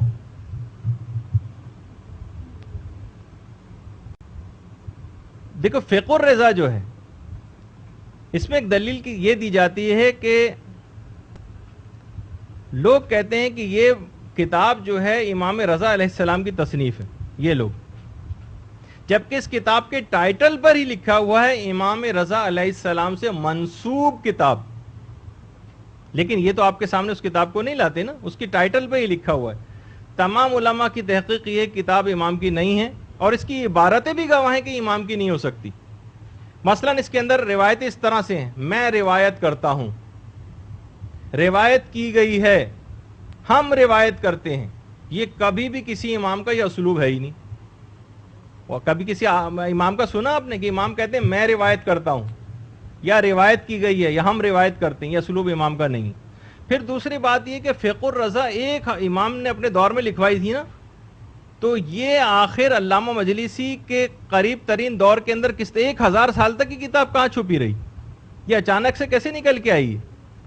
اور کیا وجہ ہے کہ امام کے قریب ترین, یہ کیا وجہ ہے کہ 8ویں امام کے بعد 4 ائمہ کا دور رہا, کسی بھی امام نے امام کی اپنی لکھی ہوئی کتاب فقہ الرضا کا آج تک کسی صحابی سے تذکرہ نہیں کیا؟ ورنہ کتاب علی کا تذکرہ آتا ہے, صحیفہ فاطمہ کا تذکرہ آتا ہے, صحیفہ سجادیہ کا تذکرہ آتا ہے, لیکن کسی بھی جگہ کسی امام نے, امام کی اگر اپنی تصنیف ہوتی تو کہیں تو اس کا تذکرہ ملتا. پھر یہ 1000 سال بعد یہ کتاب اچانک سے کہاں سے نمودار ہو گئی؟ اور پھر کیا وجہ ہے کہ شیخ صدوق کے والد علی ابن باویہ قمی, شیخ صدوق اور ان کی یہ شیخ صدوق کی قبر ہے یہاں, ان دونوں میں سے کسی نے بھی, مثلا عیون اخبار الرضا جو ہے ہی 8ویں امام کے ارشادات پر مبنی کتاب, عیون اخبار الرضا, اس میں کہیں پر بھی فقہ الرضا کا تو کوئی تذکرہ نہیں, کوئی اشارہ تو ملتا. پوری کتاب امام کے اس کے اوپر لکھ رہے ہیں, اور عیون اخبار الرضا میں کہیں پر بھی اس کا کوئی تذکرہ نہیں. تو بہرحال اس سے بھی اس بات کا اندازہ ہوتا ہے. اچھا, اگر ہم مان بھی لیں کہ یہ کتاب ٹھیک ہے, چلیں پھر ایک فرض کر لیتے ہیں, تو بھی اس کے اندر اگر آپ کیا ساری حدیثیں صحیح ہیں؟ مثلا اس میں ایک روایت ہے, مولا علی نے ایک دفعہ وضو کا جب ارادہ کیا تو محمد حنفیہ سے کہا میرے وضو کا پانی لے کر آؤ. وضو کا پانی محمد حنفیہ لے کر آئے, صفحہ نمبر 72 پر ہے فقہ الرضا میں. اور امام نے پھر کیا کیا؟ چہرے کو دھویا, اور آخر میں سر کا مسح کرنے کے بعد پاؤں کو دھویا. یہ اس کے اندر لکھا ہوا ہے. اب بتائیے کیا یہ عمل صحیح ہے؟ کیا امام غلط وضو تعلیم کر کے گئے معاذ اللہ؟ اور لفظ بلفظ یہی روایت کنز الامال کے اندر, جو سنیوں کی کتاب ہے, مولا علی متقی کنز الامال, اس کی 5ویں جلد کے اندر بے عین ہی یہی حدیث ہے. اس کا مطلب ہے کہ اس کو لکھنے والے نے سنیوں کی اس کتاب سے اٹھا کر اس کے اندر, کسی کتاب سے اٹھا کر اس میں شامل کیا. اگر آپ کہیں کہ ہر حدیث اس کے اندر صحیح ہے تو پھر ٹھیک ہے, کل سے اپنے پاؤں کو دھونا شروع کریں آپ. اور فقہ الرضا کے صفحہ نمبر 79 کے اوپر اس میں کہ وضو میں پاؤں کا دھونا اور مسح کرنا دونوں جائز ہیں, جو کہ قرآن کے بالکل برخلاف حکم ہے, جس کا امام کبھی حکم نہیں دے سکتے.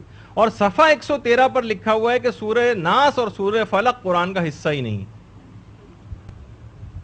اچھا اس کے اندر جو اذان لکھی ہوئی ہے فقہ الرضا میں، اس میں اشہد ان محمد الرسول اللہ کے بعد علی ولی اللہ کہیں پر بھی نہیں، تو پھر آپ تمام اذانوں سے علی ولی اللہ کا لفظ نکالیں۔ بڑے بڑے علماء نے اس کا اقرار کیا ہے کہ یہ کتاب ہرگز بھی ان کی کتاب نہیں۔ سب سے پہلے شیخ حر عاملی نے انکار کیا، سید احمد خنساری نے انکار کیا ہے، آیت اللہ وحید بیبہانی نے انکار کیا ہے، امام خمینی نے انکار کیا ہے، آقا خوئی نے انکار کیا ہے۔ شیخ حر عاملی تو فرماتے تھے کہ ہمارے ہاں ایسی کتابیں پائی جاتی ہیں جن کے مؤلف ابھی تک پتہ ہی نہیں چل سکے کہ کون ہے اس کا مؤلف۔ اسی میں فرماتے ہیں اسی میں ایک کتاب فقہ الرضا بھی ہے، یا فقہ الرضا بھی، جس کے جمع کرنے والے اور روایت کرنے والے کا آج تک کبھی پتہ نہیں چلا کہ یہ کتاب کس نے لکھی۔ اور آیت اللہ جعفر سبحانی، یہ جو سامنے کھڑے ہوئے ہیں آپ، یہ آیت اللہ جعفر سبحانی، ان کی کتاب ہے موسوعۃ طبقات الفقہاء، انسائکلوپیڈیا ہے۔ اس میں فرماتے ہیں کہ فقہ رضوی جو کہ تباہ ہو کر شائع ہو چکی ہے، یہ کتاب امام رضا کی تصنیفات میں سے نہیں، صاف لکھا ہے۔ اور آقا خوئی نے اپنی کتاب مصباح الفقہاء کی پہلی جلد میں، آقا خوئی نے اپنی کتاب مصباح الفقہاء کی پہلی جلد میں اس بات کا صریحاً انکار کیا ہے کہ یہ کتاب امام رضا کی تصنیفات میں سے ایک ہے۔ اور امام خمینی نے کیونکہ جو نجف کے جو دروس تھے، نجف کے، اس پر ایک مشتمل ایک کتاب ہے جو 5 جلدوں کے اندر ہے، کتاب البیع، جو خرید و فروخت کے جس کے اندر احکامات ہیں، اس کی 5ویں جلد میں امام خمینی نے ایک جملہ لکھا ہے، اور اس میں فرماتے ہیں کہ اس میں کوئی شبہ ہی نہیں ہے کہ یہ کتاب تصنیفات امام الرضا میں سے نہیں ہے۔ امام خمینی بھی دیکھیے اس بات کے قائل تھے۔ تو بہت ساری کتابیں پوری اس کے اوپر لکھی گئی ہیں، مثلا آیت اللہ سید ہاشم اصفہانی نے پوری ایک کتاب اس بات کے خلاف لکھی ہے کہ کتاب امام رضا کی تصنیفات میں سے، اور آغا رضا استادی نے باقاعدہ کتاب لکھی ہے، تحقیقی پیراموں نے کتاب فقہ الرضا، اس کے اندر پورے تارپور بکھیر کے رکھ دیے کہ کتاب ثابت کر دی کتاب امام رضا کی تصنیفات میں سے نہیں۔ اچھا یہ لوگ یہ کہتے ہیں کہ امام نے اصل میں یہ جو کتاب تھی 8ویں امام نے، احمد ابن سکین ایک راوی ہے، اس کو املا کروائی تھی۔ جتنی بھی معتبر کتابیں ہیں رجال کی، اس میں کہیں بھی احمد ابن سکین نام کا کوئی راوی نہیں۔ اگر کوئی امام کا صحابی ہوتا تو کسی بھی کتاب میں اس کا کوئی تذکرہ تو ہوتا۔ صاحب قاموس الرجال تقی، یہ صاحب قاموس الرجال آپ کے سامنے، انہوں کسی بھی معتبر رجال کی کتاب کے اندر احمد ابن سکین نام کا کوئی راوی نہیں۔ اصل میں یہ ایک شخص شلمغانی کی تصنیف اب ثابت ہو گیا ہے۔ شلمغانی وہ تھا کہ جس کو، جو کہ امام کے زمانے میں تھا، امام زمانہ کے دور میں، اور خاص جو نائبین کا دور جس وقت چل رہا تھا، تو شلمغانی کو امام نے اپنا نائب نہیں بنایا، یہ منحرف ہو گیا تھا، اور منحرف ہونے کے بعد اس نے یہ کتاب تصنیف کی تھی، اور اب ثابت ہو گیا کہ شلمغانی نے یہ کتاب جو ہے منحرف ہونے کے بعد اس میں نئے نئے اضافے کر کے اور یہ جو ہے عوام کے اندر اس کتاب کو جو ہے وہ پھیلایا۔ اچھا خیر، آقا سیستانی ان کا بھی یہی نظریہ ہے، اور آقا سیستانی تو یہاں تک بھی فرماتے ہیں کہ اگر کوئی شخص اس طریقے سے نمازیں پڑھتا رہا ہو کہ جس میں شہادت ثالثہ پڑھی، تو اگر وہ جاہل قاصر تھا، اس کو پتہ ہی نہیں تھا بیچارے کو، اس کو سکھایا ہی کسی نے یہی، اور اس پر اعتقاد رکھتا تھا، تو اس کی پچھلی نمازیں صحیح ہیں۔ لیکن اگر وہ جاہل مقصر تھا تو ان کو احتیاط واجب کے طور پر ان تمام نمازوں کی قضا انجام دینی پڑے گی جس میں اس نے شہادت ثالثہ پڑھی۔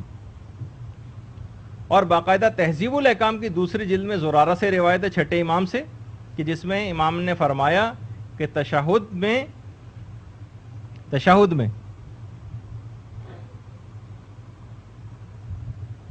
شہادتین، 2 شہادتوں کو پڑھنا جائز ہے۔ اچھا اسی طریقے سے یہ بھی احادیث میں سے یہ چیز ہے کہ التشہد فی کتاب علی شف، یعنی وہ 2 شہادتیں ہی اس سے مراد ہیں، جو تشہد کے اندر جو ہم شہادتیں دیتے ہیں اس سے فقط 2 ہی شہادتیں ہیں اس میں۔ اچھا اب تفصیل تو اس کے اندر بہت زیادہ ہے، لیکن میں بہرحال اس بات کو فی الحال یہاں پر روک رہا ہوں۔ اور کسی اس میں شہادتان کا لفظ بھی آیا ہے، اور خود نہ صرف امام خمینی بلکہ خود رہبر مقام معظم رہبری حضرت آیت اللہ خامنئی، ان کا بھی فتویٰ یہی ہے. وہ کہتے ہیں کہ بہرحال نماز کے اندر دعا قرآن کے علاوہ اور ذکر خدا کے علاوہ کوئی چیز کا بڑھانا جائز نہیں. اور آقا خوئی بھی یہ کہتے تھے کیونکہ یہ کلام آدمی سے ملحق ہے، لہٰذا اس کا نماز میں پڑھنا جائز نہیں، خود سے ایک اضافہ کیا گیا ہے. تو اب دیکھیے یہ زیادہ تر اس قسم کی جو باتیں ہیں غالیوں نے پھیلائی ہیں، اور اب تو یہاں تک یہ بات ہونے لگی ہے کہ یہ غالی جو ایکسٹریمسٹ ہیں اس معاملے میں، یہ جو تشہد ثالثہ شہادت ثالثہ تشہد میں نہیں پڑھتا اس کو گالیاں دیتے ہیں، اس کو غیر حلالی کہتے ہیں. اور یہ نہیں یہ سوچتے کہ اگر وہ یہ بات کہہ رہے ہیں کہ جو شہادت ثالثہ نہ پڑھے وہ غیر حلالی ہے، تو یہ بات آگے چل کر پہنچتی کہاں تک ہے، کیونکہ کسی امام نے بھی یہ چیز آج تک نہیں پڑھی. یہ لوگوں کو بتائیں اور ان کے جذبات کو ہلائیں کہ دیکھیے یہ لوگ کیا کہہ رہے ہیں. اور حیرانگی تو ان مومنین کے اوپر ہوتی ہے جو اس قسم کی چیزیں مجالس میں سن کر بلند و بانگ جو ہے نعرے بھی لگاتے ہیں. تو بہرحال سفینۃ البحار میں جو شیخ عباس قمی نے جی چیز لکھی ہے کہ غالی اتنے جھوٹے ہیں کہ شیطان کو بھی ان کے جھوٹ کی ضرورت پیش آ جاتی. دیکھیے ایک بات اس کے اندر اور بتا دی جائے، اکثر علماء سے اگر یہ بات پوچھی بھی گئی ہے کہ آپ یہ بتائیے کہ کیا ہم شہادت ثالثہ کو پڑھ لیں، تو کچھ علماء نے کہا ہے کہ ہاں دعا کی نیت سے یا قصد قربت مطلقہ کی نیت سے جائز ہے. مثلا اگر ہم یہ بات کہی جائے کہ جناب جیسے اگر ہم یہ کہیں کہ میز کو صاف کرنا کیا مستحب ہے، تو آپ کہیں گے نہیں میز کو صاف کرنا مستحب نہیں، لیکن اگر کوئی نیت یہ شامل کر لے کہ پروردگار کو صفائی پسند ہے تو ثواب مل جائے گا میز صاف کرنے میں بھی. جھاڑو دینا کیا مستحب ہے گھر میں؟ نہیں، مستحب میں نہیں ہے، لیکن اس نیت سے کہ پروردگار کو صفائی پسند ہے اس میں ثواب مل سکتا ہے. لیکن وہ جھاڑو دینا مستحب نہیں قرار پائے گا کہ توضیح المسائل کے اندر لسٹ ہو مستحبات کی، اس میں لکھا ہو گھر میں جھاڑو دینا، میز کو صاف کرنا، الماری کو صاف کرنا، تھوڑی لکھا ہوگا. یہ تو آپ کی نیت کے اوپر ڈیپینڈ کرتا ہے. تو بہرحال اسی طریقے سے جیسے کہ خود مولانا شہریار سے ایک دفعہ ہماری بات ہو رہی تھی، انہوں نے بڑا اچھا جملہ کہا کہ اگر کوئی مثلا نماز میں کھڑا ہو کے اپنی ٹانگ کے اوپر تھوڑا سا یوں کر کے اگر ہاتھ مار دے اور آپ مجتہد سے پوچھیں کہ کیا میں نماز میں اپنے ران کے اوپر ہاتھ مار سکتا ہوں، تو وہ کہے گا کہ ہاں جائز ہے، کوئی حرام پہلو تو نہیں ہے اس میں. تو کیا ہم اگلی دفعہ سے سارے نمازی جماعت کے ساتھ اپنی رانوں کے اوپر ہاتھ مارنا شروع کر دیں؟ مثلا کیا کسی مجتہد سے آپ پوچھیں کہ میں نماز میں کیا سر کو کھجا سکتا ہوں، کہے گا ہاں جائز ہے. آپ کہیں جب جائز ہے تو سارے نمازی ایک ساتھ مل کر کورس کے انداز میں بالکل سر کھجانے لگے نماز میں. تو دیکھیے بہت ساری اس طرح کی چیزوں سے دھوکہ دیا جاتا ہے. دیکھیے ان سے پوچھا گیا، انہوں نے کہا کہ جائز ہے. جائز کے معنی یہ نہیں کہ اس کو نمازوں میں رائج کر دیں سر کھجانے کو اور ران کے اوپر ہاتھ کو مارنے کو. تو بہرحال یہ اس کے اندر ایک بات ہے. اور ایک آخری بات بس اس کے اندر یہ ہم اس پہ اپنا اختتام کریں گے کہ امیر المومنین علیہ السلام نے جو نہج البلاغہ میں فرمایا، اللہم صلی علی محمد وعلی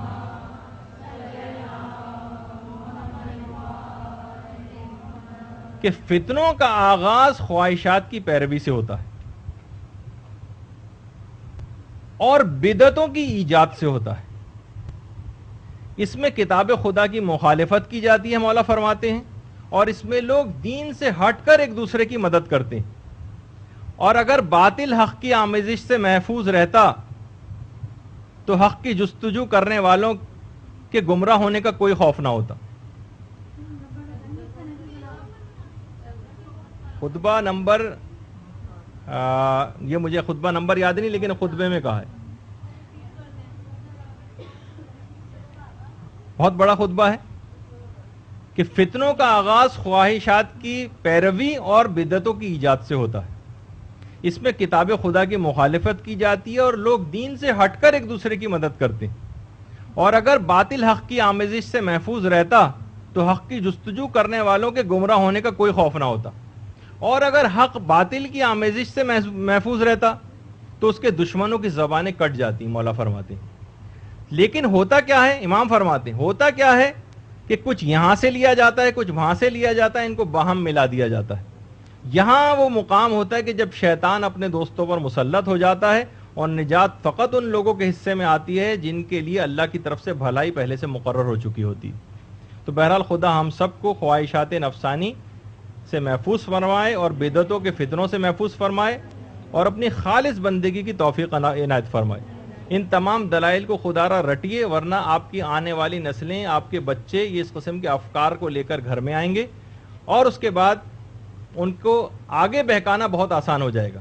بس اس کے بعد آخری ایک چیز آپ کی خدمت میں اور پیش کر دی جائے اور وہ آپ اپنی اس سے سن لیں گی. ایک مسئلہ جو اس وقت کافی عرصے سے پاکستان کے تقریباً تمام حلقوں میں جاری و ساری ہے، اور اس کو دو قسم کے گروہ سامنے ہیں، اور وہ ہے شہادت حضرت امیر المومنین علیہ الصلوۃ والسلام، ان کی ولایت، ان کی خلافت کی گواہی جسر کلمہ میں وسیع رسول اللہ و خلیفۃ بلا فصل کے حوالے سے.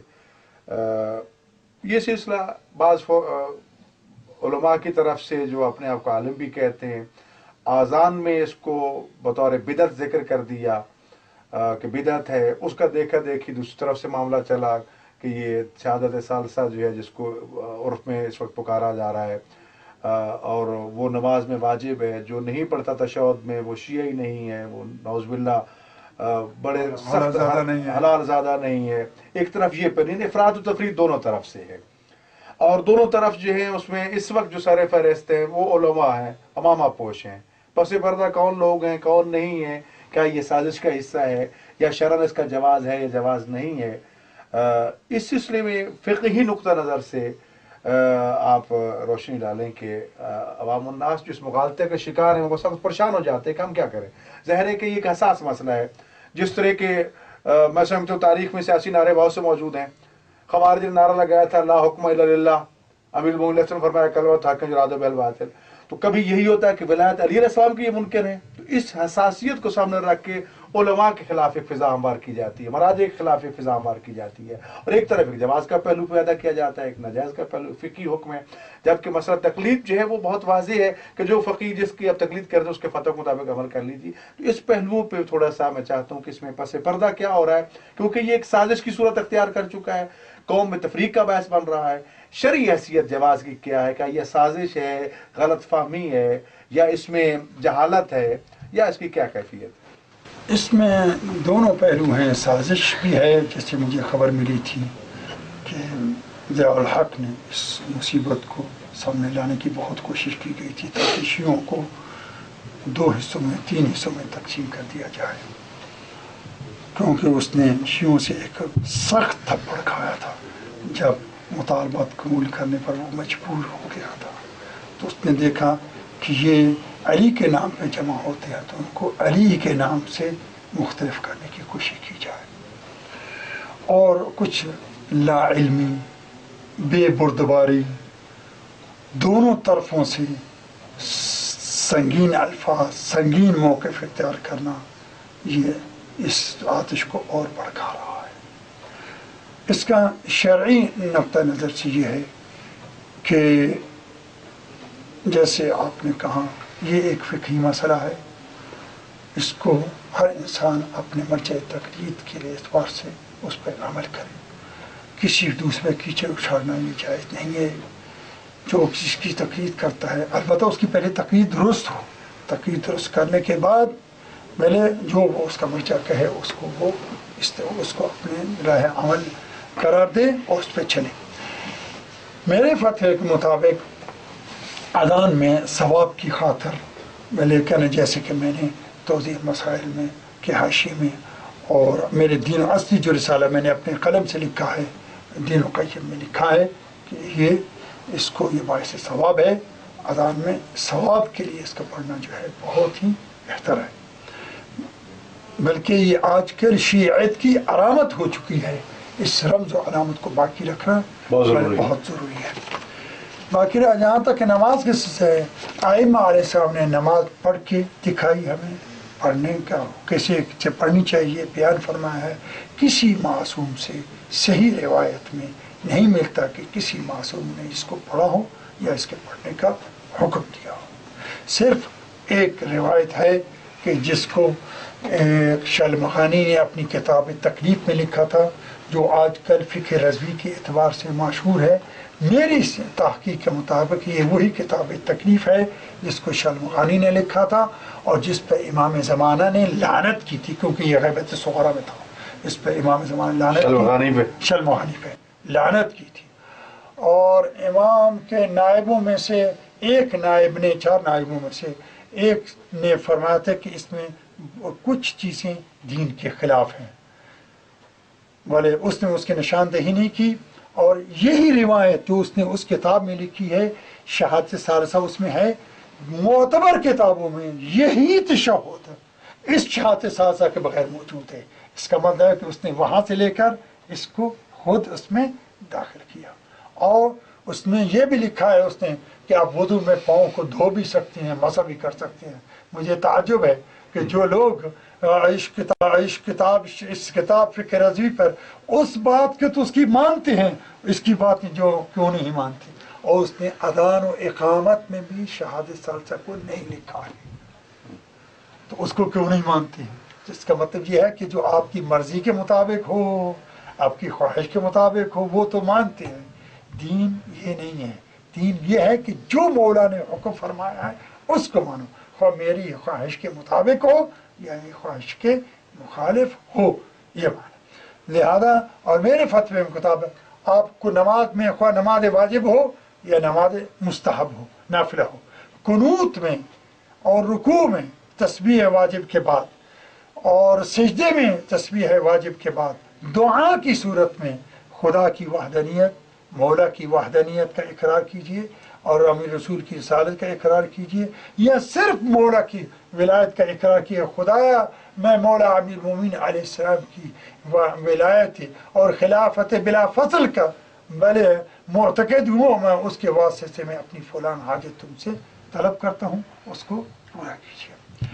لیکن مجھے تشہد میں اس کو پڑھنے کی اجازت نہیں ملی، اور واضح رہے کہ جس عالم نے بھی اس تشہد کو شہادت ثالثہ کے ساتھ لکھا ہے اس کا اصل مصدر وہی کتاب ہے، وہی کتاب ہے، اسی سے اس نے لکھا ہے۔ اور مجھے بہت تعجب ہے کہ اس کو اپنی مرضی میں لوگ کیوں کر رہے ہیں۔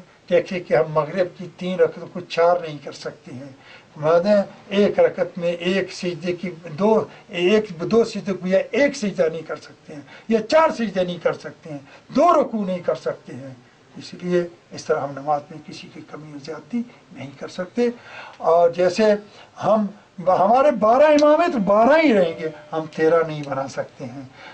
ہر روز کی 5 نمازیں 5 ہی رہیں گی، اور وہ زیادہ یا کم نہیں ہو سکتی۔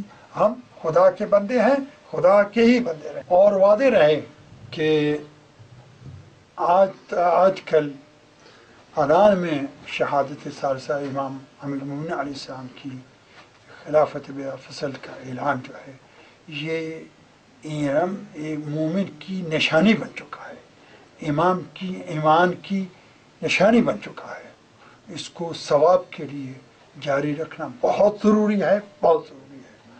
البتہ اس کو بدعت کہنا، جب تک کہ کوئی اس کو اذان یا اقامت کی جز نہیں کہتا، جو بدعت کہتا ہے، اس کو بدعت کہنے والا وہ خود اس فتوے کا ذمہ دار ہے۔ اس کے میں اور میرے باقی بھائی علماء جو ہیں اس کے ذمہ دار نہیں، بھلے البتہ اس کو جز اذان و اقامت نہ سمجھا جائے، جز ایمان سمجھا جائے۔ جو ایمان کے بغیر نہ نماز قبول ہے، نہ اذان قبول ہے، نہ اقامت قبول ہے، نہ روزہ قبول ہے، کچھ نہیں ہے۔ امیر المومنین کی ولایت جو ہے وہ جز ایمان ہے، اور اس کے بغیر کوئی عمل بھی قبول نہیں ہو سکتا۔ لیکن اذان و اقامت کو جز کی صورت پہ نہ پڑھی جائے، بلکہ اس کو ثواب کے لیے مومن کی علامت کے اعتبار سے اس کو پڑھا جائے، یہ بہت ہی باعث ثواب ہے۔ بلکہ میں مومنین کو دعوت دوں گا کہ اس کو ہمیشہ کے لیے ہر صورت میں اس کو جاری رکھا جائے اور اس کو نہ چھوڑا جائے۔ سبحان اللہ۔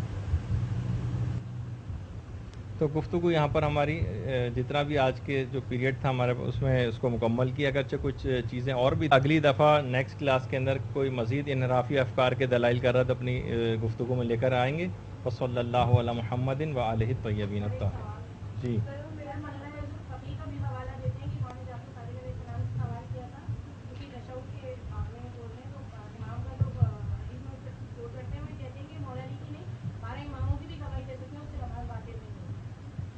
اصل میں دیکھیں، سب سے پہلے ابھی تو میں اس کی اور دلائل کے اندر نہیں گیا ہوں، کسی بھی کتاب کے اندر کسی حدیث کا فقط لکھا ہونا اس کے لیے کافی نہیں ہے۔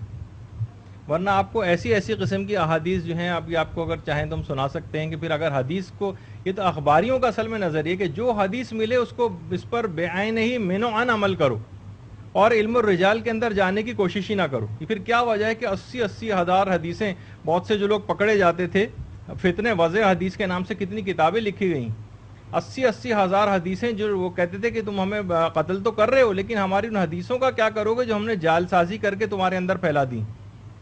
تو کتنے ہی افراد ایسے تھے کہ ائمہ نے جو ہے باقاعدہ ان کے نام لیے کہ یہ جھوٹی باتیں ہم سے منسوب کرتا ہے.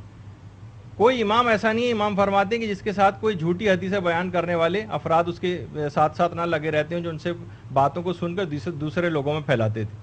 تو یہ والا اصل میں نظریہ ہی بالکل غلط ہے کہ بس کوئی ایک حدیث ہو چاہے کچھ بھی اس کے اندر لکھا ہو بس بعین ہی ہم اس کو مان لیں گے. اگر مان لیں گے تو یہ حدیثیں بھی اس میں کوٹ کی ہیں کہ جناب پاؤں کا دھونا جائز ہے، اور بہت ساری حدیثیں ایسی ہیں کہ جیسے سورہ ناس اور فلق قرآن کا حصہ نہیں، پھر یہ بھی ماننی پڑیں گی آپ کو. اس کا مطلب یہ ہے کہ علم الرجال کے اعتبار سے اور دلائل اس حدیث کے اوپر جو قائم کیے جاتے ہیں اس کے اعتبار سے اس کا متن دیکھا جاتا ہے، راوی چیک کیے جاتے ہیں، پھر اگر وہ روایت ثابت ہو جاتی ہے معتبر تو پھر اس کے مطابق عمل کیا جاتا ہے. تو چاہے ہماری جو کتنی بھی کتابیں، جب بھی آپ نے دیکھا کہ ہماری کسی بھی کتاب کے ساتھ صحیح کا لفظ نہیں، اہل سنت کہتے ہیں ساری حدیثیں جو ہیں، مثلا کہتے ہیں کہ جو صحیح بخاری ہے، کتنی دفعہ آپ کے سامنے بیان ہو چکا کہ امام ابو حنیفہ نے کئی لاکھ احادیث میں سے صحیح بخاری کی 4-5 ہزار حدیثوں کا انتخاب کیا ہے، اور ہر حدیث کو لکھنے سے پہلے وضو کر کے مقام ابراہیم کے پیچھے 2 رکعت نماز پڑھ کے اس حدیث کو لکھا ہے، خانہ کعبہ کی دیوار سے پشت لگا کر اس حدیث کو لکھا ہے. یعنی ایک ایک حدیث صحیح بخاری کے اندر بالکل صحیح. ہمارا نظریہ کسی بھی حدیث کے لیے، حدیث کی کتاب کے لیے صحیح ہونے کا نہیں. اصول کافی کے اندر کتنی غلط روایتیں بھی ہیں جو جھوٹی روایات ہیں، کتنی ضعیف روایتیں ہیں، روایتوں کی بہت ساری اقسام ہیں. تو فقط کہ شیخ صدوق نے من لا یحضر الفقیہ میں کہہ دیا تو بس ہم اس کے اوپر مینوانا آمنا و صدقنا کہہ دیں، یہ نہیں ہوتا. ہمارے ہاں پوری تحقیق ہوتی ہے، اور جب بھی اجتہاد جاری و ساری ہے. سنیوں نے اسی وجہ سے اجتہاد کا دروازہ بند کیا. اکثر ان کے علماء کا کہنا یہ ہے، جیسے خود مولانا مودودی کہا کرتے تھے کہ اگر ہم علم رجال کی بحثوں میں جائیں گے تو ہمارے پاس ذخیرہ حدیث میں سے کچھ بھی نہیں بچے گا.